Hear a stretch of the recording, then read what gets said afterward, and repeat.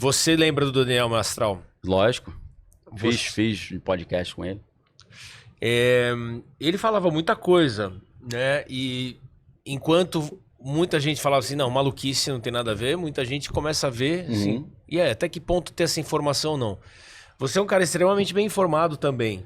E você tem essa visão das coisas que estão por vir, você estuda, você pesquisa. Sim. Esse tal do... Eu tinha ouvido que era 30 de outubro, não sabia que era 29. É 29. Tá tudo pertinho, 30, 31 de outubro, né? 31 de outubro é um dia importante. Essa simbologia aí, essa questão aí, Dia das Bruxas...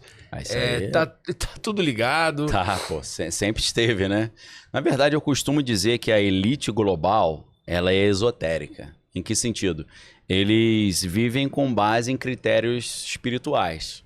Passagem das estações, né? Celebração de festas e tal. Eles vivem em cima disso. Vou dar um único exemplo. Para onde a elite norte-americana manda os seus filhos para eles serem treinados para substituir os pais como a nova elite? Para as grandes universidades lá, Ivy League, Harvard, Princeton e aí por aí vai. Todas essas universidades possuem sociedades secretas. A Universidade Yale tem a sociedade secreta Skull and Bones, que é super antiga, e de onde já saíram vários presidentes, né? Não só o George Bush pai e o George Bush filho, mas teve uma época que os dois que estavam disputando a Casa Branca eram Bonesmen, como eles chamam, né? Que era o John Kerry e o George Bush. Os dois eram Skull and Bones. Então é uma instituição muito poderosa. Dessa instituição, por exemplo, segundo a gente estudando a história, a CIA saiu até dali de dentro, né? Com James Jesus Angleton, né? Foi um dos pais da CIA. Tem até um filme que ilustra legal essa história, que é o filme Bom Pastor, dirigido pelo Robert De Niro, a Angelina Jolie novinha, Matt Damon também novinho. Matt Damon faz o papel desse cara que é o pai da CIA, né? Que é o James Jesus Angleton. E eles mostram até o ritual de iniciação dele ali no Skull and Bones, né? Envolve algumas coisas libidinosas, mas eles não mostraram muito, né? Só mostraram o cara vestido de mulher e depois o pessoal urinando em cima dele. Mas é bem mais complexo do que isso, a iniciação, né? Então, assim, essa elite global, esses futuros presidentes e, né, políticos poderosos, eles são formados dentro dessas sociedades secretas com essa visão de mundo esotérica, né? Ocultista.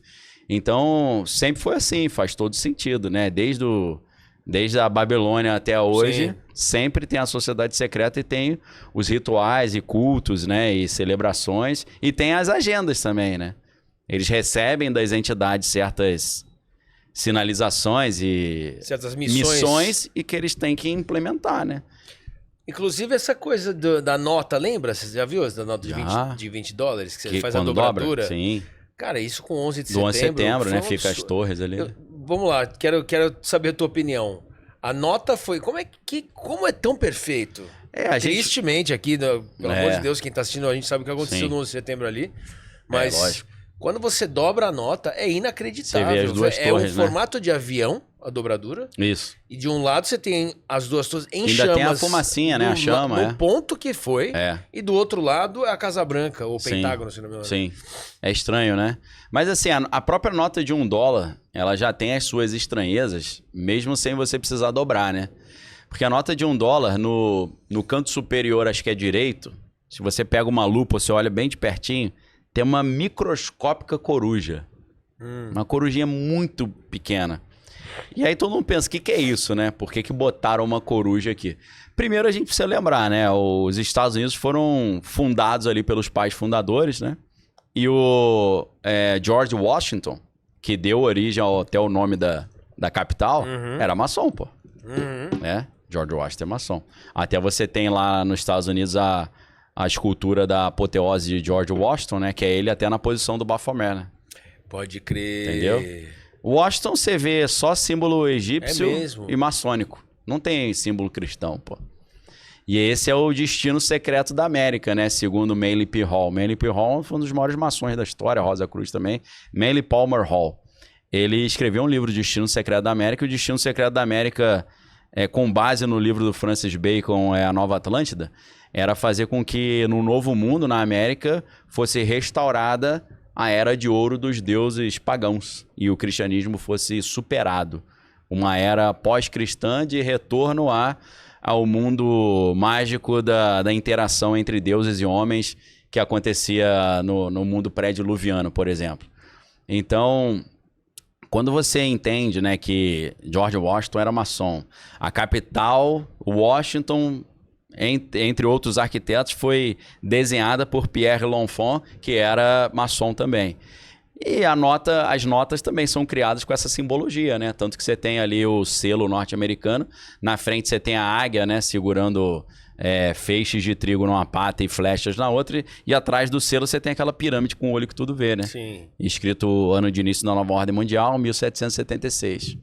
E a gente sabe que aquilo ali não está falando do 4 de julho de 1776, que é a independência americana. Está falando do dia 1º de maio de 1776, que foi a fundação da Ordem dos Illuminati na Bavária, com Adam Weishaupt, que era um jesuíta, professor de direito canônico, lá da Universidade de Ingolstadt, na Alemanha, e ele montou uma ideia, ele desenvolveu uma ideia, patrocinada por famílias poderosíssimas, de derrubar as monarquias europeias e criar uma nova ordem mundial naquela época, né? E o plano era esse, né? Fazer uma revolução e derrubar os reis. Só que descobriram o plano, muitos foram presos, né? Porque era um movimento subversivo, mas alguns desses membros dessa ordem criaram um outro grupo na França chamado a Liga dos Homens, ou a Liga dos Homens Justos, ou a Liga dos Justos.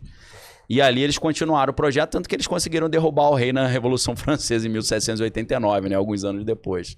Então essa ideia de iluminismo como filosofia política vem da ideia dos Illuminati, né? Illuminati. Que vem de um outro grupo espanhol chamado Los Alumbrados, né, que é os Iluminados, que era um grupo também subversivo, que queria derrubar os reis e tal. Grupo esse que o Inácio de Loyola fazia parte. E depois ele cria a Companhia de Jesus. E algumas histórias, assim, um pouco lendas, dizem que o primeiro nome que ele sugeriu para a Companhia de Jesus era os Iluminados, com base nos Alumbrados, né? Mas aí o pessoal achou que ia ficar meio místico, né? Aí eles falam, é melhor falar que é de Jesus, não, bota a Companhia de Jesus aí que pega melhor, vai pegar mal esse negócio de alumbrado aí. Pô. Como tem, né, essa questão do medo imposto, de coisa que a gente não pode descobrir, como é que a gente vive, como é que a gente convive, ou seja... tanto, você me contando tudo isso, começa a explodir a cabeça. Você fala assim, cara... Abre um monte de leque, né? Porque, e agora? Você começa a questionar, perguntar tudo os porquês... E a gente tem filhos e pensa assim, como é que vai ser com os meus filhos? O que a gente muda alguma coisa ou só segue do jeito que tá e não se preocupa? É mais fácil não se preocupar, então, né? Mas o barato sai caro. Então, o que a gente pode e deve fazer? Primeiro é aprender a educar-se a si mesmo, né? Você aprender a pesquisar, estudar, se informar. Porque hoje a gente tem um problema que tem muita informação. Isso. Você não consegue escolher o que vale a pena, porque não vai dar tempo de ler ou tudo. O que é real. O que é real também. Então, treinar a mente para saber identificar não apenas o que vale a pena estudar e o que não vale a pena, mas também identificar, separar a verdade da mentira também, né? Apesar de o conceito de verdade hoje está bem abstrato, pois né? Tá bem difícil. O que é verdade? Já é complicado, né? Eu creio que existe uma verdade, obviamente, né? Sou cristão também, mas não precisa ser cristão para isso. Os filósofos racionalistas creem nisso, né? Até, inclusive, o meu mestrado e meu doutorado são em linguística. Mas eu estudei muito filosofia da linguagem, porque eu comecei um mestrado em filosofia da linguagem, mas não concluí, que eu estava fazendo 2 mestrados ao mesmo tempo. Nesse mestrado, eu aprendi muito sobre lógica, sobre filosofia analítica, né? Então, quando você tem base de lógica, alguns argumentos já você identifica a inconsistência deles já de cara. Por exemplo, não existe verdade absoluta. E, pela lógica, essa proposição, essa frase, ela é totalmente inconsistente. A gente diz que ela tem um problema de autorreferenciação, porque quando você pega essa frase e compara com ela mesma, ela se cancela. Porque se não existe verdade absoluta, essa frase também não é. Exatamente. Então é uma coisa que não faz sentido. É igual você falar o quadrado... É uma contradição. Como você falar assim, o quadrado redondo é muito bonito. Você fez sentido, mas não existe isso, né? Então a gente, logo na minha primeira aula de filosofia analítica, eu estudei o trabalho do Gottlob Frege, né? Que é foi um filósofo alemão. E ele escreveu um trabalho muito legal, que é o sentido e o referente. E ele mostrou que existem frases que fazem sentido, mas você não encontra nada para você mostrar. E o exemplo que ele usa é: o atual rei da França é calvo. Então não tinha mais rei na França e muito menos ele era calvo. Mas todo mundo entende essa frase. Sim. Mas se eu te falo, me mostra quem é esse cara, você não vai conseguir mostrar. Então ele mostra que a linguagem é meio enganosa também. Então, nessa ideia de você separar verdade e mentira, você tem até que entender como é que a linguagem funciona. Sim. Porque ela também é altamente enganosa, né?